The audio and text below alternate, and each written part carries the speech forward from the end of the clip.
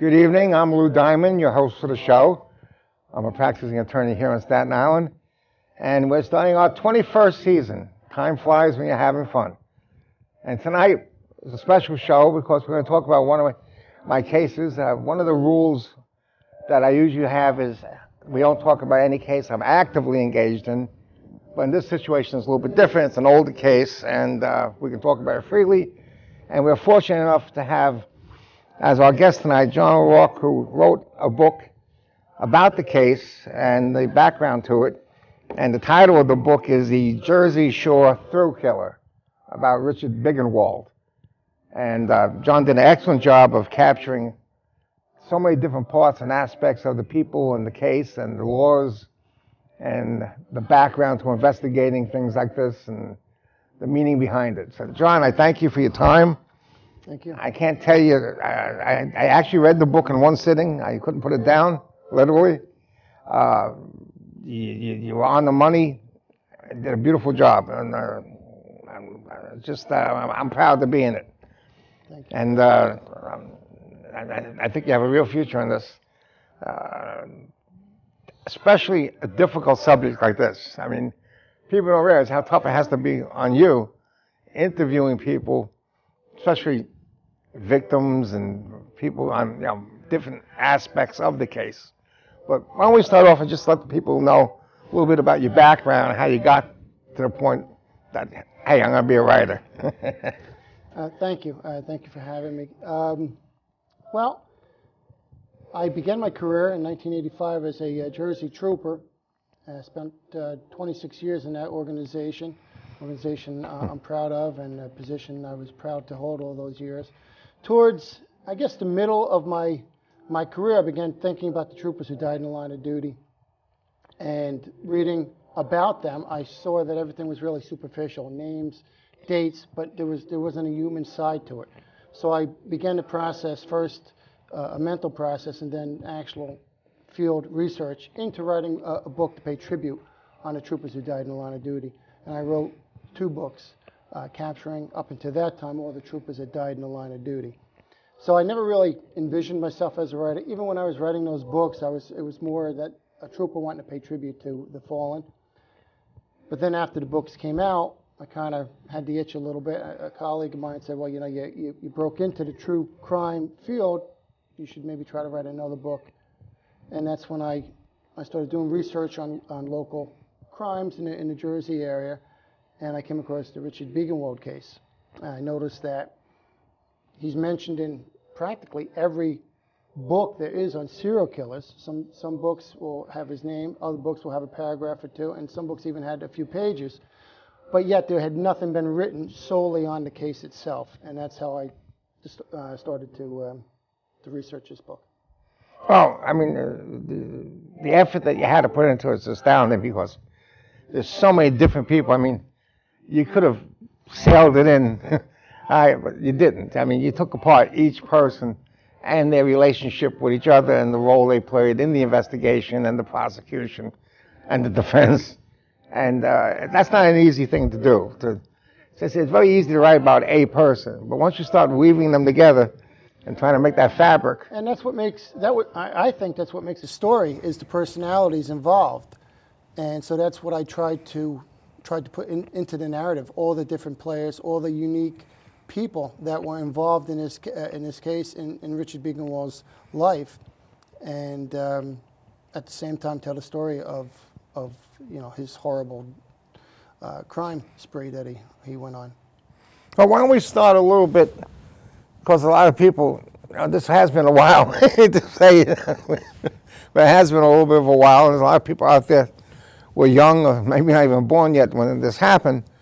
But like you're saying, it's an astounding story because people don't write in the depth that you did on the person himself and the full aspect of the investigation and everything. So why don't we start off with how you approached it, and your first feelings yourself had to be astounding when you sat down and saw the depth of the case itself. Yes, what I try to do is I try to look at it from a historic perspective, a history. So I'm gonna, because it's a piece of history that took place. So I'm going back in time. So in order to do that, I try to put up almost a biological sketch of the person. So in this case, I open the book with an incident that happened in 1958, which was his first killing, and then I tell that story, and then I lead the narrative into his past, which his past began in Staten Island. He was born and raised here in Staten Island, and if I recall correctly, at one time you and him lived on the same street, not far from one another. So he grew up here. He committed a series of minor crimes in the area. He during his upbringing, he had some mental issues. He was in and out of mental institutions practically from the age of 5 all the way up until he was around 16, when he was finally allowed to go mainstream in the school system, which he did not do well in once he left the mental institutions. So that's how I started it out, kind of like almost in a flashback type of deal. How once they got him in custody for the first crime, the prosecutor sitting there thinking, okay, what do we have? Who do we have? And reading about the man, going back into time and bringing that perspective all the way up into who they're prosecuting. And the sympathy because of that was allowed for him, and that's how he got his sentence that ultimately would lead to his parole and him Back from the first case. and him becoming a serial killer. And people don't realize there are profiles that run pretty much on the money with people who have certain backgrounds as serial killers or arsonists and everything, that have their own common denominators. And people don't realize this, but a person like this very often is a super intellectual person. The biggest thing about a person who is a paranoid schizophrenic or psychotic is that they're super intelligent people. They're just not a person that, is a below average intelligence person. And Richard, we'll get to it later, was a super intelligent person. He was just, had a very bad upbringing. We'll get to what he suffered through at the age of 8, 9, 10 in institutions, which set the stage for the rest of his life. And people don't realize that, they're not born overnight. No, and if you look into his upbringing and the treatments that he received, you wonder if this wasn't preventable. I make reference to that in the narrative, that there is no indication whatsoever from anyone involved in it, at least that I could find, that after he got released at the age of 16, and then when he killed the first person in Bayonne, Stephen Slodowski, a municipal prosecutor and a store owner, when he was sent to prison, there's no proof that he was even under medical supervision, prescribed medication for his schizophrenia, which medication at the time was available. There's no indication that he had that. So I think at a number of levels that this may have been treatable, and certainly some things may even have been preventable with his That's the behavior. key. I mean, diagnosing it is one thing, but treating it properly is a prophylactic way of handling the problem before it becomes a full-blown psychopath. And people don't realize that. I mean, you get a person who's a psychotic, he intellectually knows that an orange is orange and an apple is red. But when he looks at it, they're both the same color. And that's what people don't understand. They say, oh, he doesn't have a choice to be made. It's what it is to him is one thing. And he went to great extremes with his intellectual ability. And also, just quickly getting ahead of ourselves, for some reason, we got along well.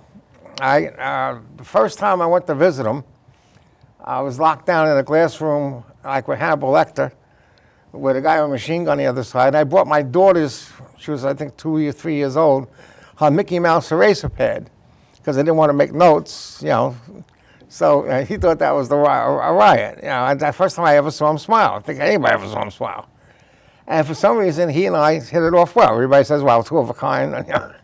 But the thing was that I understood him, and I accepted him from day one as, hey, you're another guy. I'm here to help you. I'm listening. You don't have to tell me anything. Well, you can tell me everything. And he was super intelligent. He was writing his own thesis.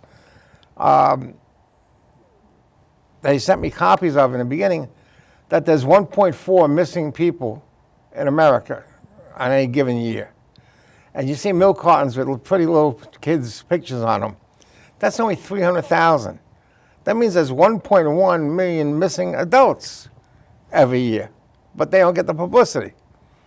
Now, there was a hint of an investigation with him, like in the movie Coma, that he was killing people and selling the body parts, you know, to people and shipping them down to Texas and South America and stuff like that. And I find nothing that contradicts it in my mind. There's some anecdotal evidence when they locked him up in the Asbury Park. He was building explosives, Snake venom. experimenting with a variety of poison and the snake venom, trying to mix them together to quickly have the absorption of the That NSO, the stuff that venom. skin contact. And they found a series of guns without the barrels. And some investigators speculate that maybe he was taking the barrels and getting rid of the barrels so they couldn't trace the forensic on the bullets back to the barrels that he was using. No, So the guy was a genius. I mean, and he had a sense of humor that he goes down to Florida with his partner in crime, Darren Fitzgerald, and they go down and they buy like 20 or 30 guns down there. And they had to fill out their home address, and he fills out his home address. Well, it happened to be Trenton State Prison. Yeah. And nobody picked up on it until I'm going through the discovery. I said, guys, then one of the things they didn't pick up on was that he had some numbers written down. And I said, I got in my discovery, and I said to Jimmy Fagan, the prosecutor, who's ultimately become like, we just did a murder case together. We've become the best of friends. And we work well together.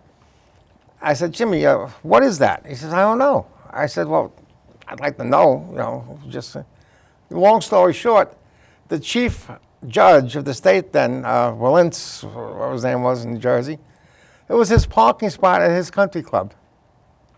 So the next day, I got a SWAT team in the courtroom. Gee, I mean, you had the case 8 months already. And that's when they arrested him on that night. Fitzgerald was hidden in a secret room in the apartment for over an hour with in that room with a gun. With a gun. And when they were able to get him, and the only reason they took him without firing around is because his girlfriend's child was in the apartment, and he knew it was a losing battle, and he didn't want that child to get hurt. He came out. And he knew exactly who the prosecutor was. He said, Mr. Prosecutor, can I put my pants on? Because he was in his boxer shorts. So they knew everyone. They did their research. Anecdotal evidence proves that they were up to something. They had the hit list. They wanted to do the snake venom mixed with poison on some phones at the Monmouth Mall. Hence the NSO. So they did their research. Authorities actually stopped them before I guess they could actually go through with whatever they had on their agenda. Jimmy Fagan ran into Darren Fitzgerald a few years later after he got released in a bar one day, you know, and Jimmy's the kind of guy, hey, how are you? That's Jimmy. And, you know, they had a brief conversation and everything, but, you know, he was no Biegenwald, you know, and just because he's a big, strong guy, I'll take all your action all day long. Who's going to walk out of the room at the end of the day? Yeah, and he knew it too. Well, certainly, and if the authorities didn't get him, he may have very well become a casualty of Biegenwald. He'd be far from collateral damage, that's for sure. But let's get back now. Here you are. What was the thing that made you make the initial decision that, all right, I'm going to put a lot of time and work into this one? It was an interesting story. It was a story that has never been told. Yet, amongst the serial killer group, so to speak, the true crime authors out there, they felt him worthy enough of a serial killer, the number of kills that he had, to speak about his killings. So he was certainly a man well known amongst those students of true crime, and I figured since no one told the story, I would try to tell the story. The people that were involved in it, the prosecutor who introduced me to you, his defense attorney, the investigators in the case, they were all available and accessible to me. My position as a former trooper made that accessibility that much more convenient, where people were more likely to speak with me. So that worked in my favor. And the opportunity of the location was somewhat attractive as well, since it wasn't far from my initial location where I hang my hat, so to speak. So I figured, it was a way to go with this book. Well, I'll tell you, I mean, if ever anything dovetailed well, it was you in this case. I mean, it's just, people don't realize how hard it is to tell a complete story and capture so many parts of it. It's one thing to say the story, but to put the flesh on the bone for each character, it's something that's held me back from ever sitting down and writing a book. Because like Bob Wolf at the Bonfire of the Vandies spent a page and a half describing a doorknob. I mean, come on, there's a limit here, Well, one of my favorite authors, actually my favorite author is David McCullough, and he really goes into great detail, explaining things and describing things, so much so that you put a visual picture. Yeah, it's one thing to put the person in the room, but it's another thing to tell who the grandfather was of the guy who made the pillow. Yes, you got to figure out. Exactly, you got to figure out how to find that balance. Right, and I mean, you caught that just right on the beam. I mean, it's just every person that you describe fully and just enough, and you didn't make anybody boring. You didn't make anybody overpowering, as far as the overall picture of where they fit into the story. And that's not an easy thing to do, especially with something like this, which has its own drama attached to it. And you know that there's going to be people, before they pick up the book, who are swayed one way or the other, before they even read it.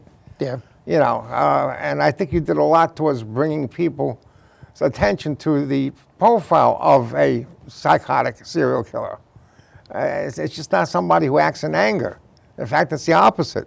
Sure, and that's what the one part when I talk about when he was a small child, where the mother had tried several types of doctors and institutions, and then she realized that she needed to send him to New York Bellevue Hospital, and I talk about her walking hand in hand with her young son, looking up at the enormous building, and the intimidation that was felt by mother and child. Kind of realized he was a kid at one time. He was a kid. Chronologically, he was a kid. Yes, and so the genesis of him being a serial killer, this is how it started, and so to give that reader that perspective that he wasn't born a serial killer. Yeah, I mean you brought out one thing where I discussed with you. I had an excellent doctor who was able to get me the records going back to when he was 8 years old. Luckily, they were preserved, for all the treatments that he'd gone through. I mean, here he is, 8 years old, getting electric shock, like in the movies, and then they put him on a cold metal slab, tie him down, put a wet sheet on him, and leave him in a freezing cold room overnight. that the only way he can keep himself warm was to urinate on himself. This is an 8-year-old. You can't tell me it doesn't have a traumatic building effect upon that person's whole life. Yeah. Yet he accepted it. You know, he never wanted to complain. All right? He fit the profile of having tortured young animals, set fires, cut himself, ran away from home. It's amazing how they all fit these basic elements. Exactly. You know, he did. He tortured animals from a young age. He demonstrated antisocial behavior. He was diagnosed as a schizophrenic. Although I don't really think, I'm not a doctor. I don't think he was a schizophrenic. My doctor didn't call him a schizophrenic. Yeah, but with all that, he still didn't get, at least when I can see, treatment to treat that. Yeah, and it was available then.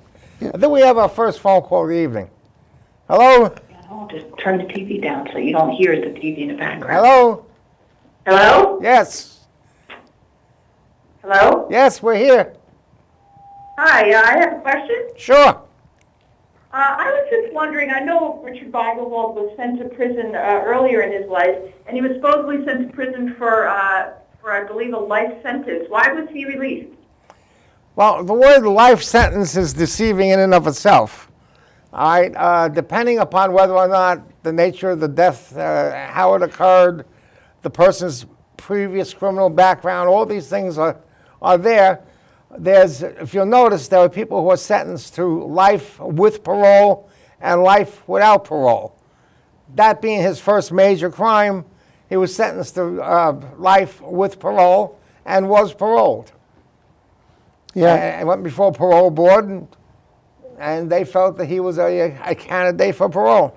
And the victim of his first killing, Mrs. Slodowski, actually pleaded with them not to give him the death penalty, but to give him life with the possibility of parole because he was so young. And her husband, the deceased, was a prosecutor for Bayonne's district attorney's office. Yes. So they had a lot of things at stake there, and yet they still felt that he was a candidate for parole. So I hope that answers your question. Thanks for calling. Yes, it does. Thank you very much.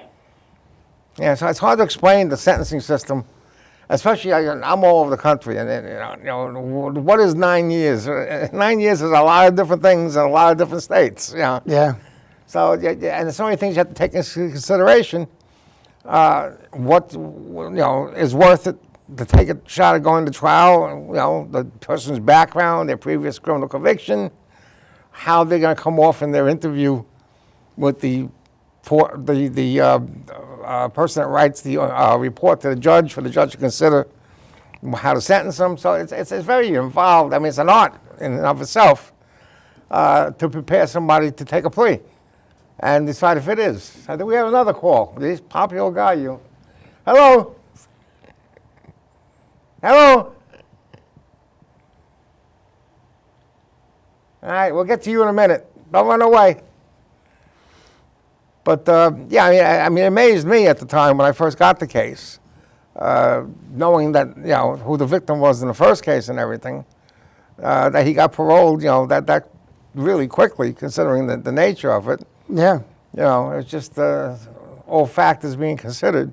Yep. And he knew how to play the system, too, because when he was in prison, when he first got in there, he did what he had to do. He took advantage of all the programs. He took advantage of programs, but he also held his own. He was not a big guy. I think 5'7", 5'8", 150, 160 pounds, and he had some run-ins. He spent nearly a year in solitary confinement, but it seemed that once he got to the point where he knew that his parole eligibility, everything changed, would be coming up, and he had a paradigm shift in the way he changed. I think we have our second call. Hello?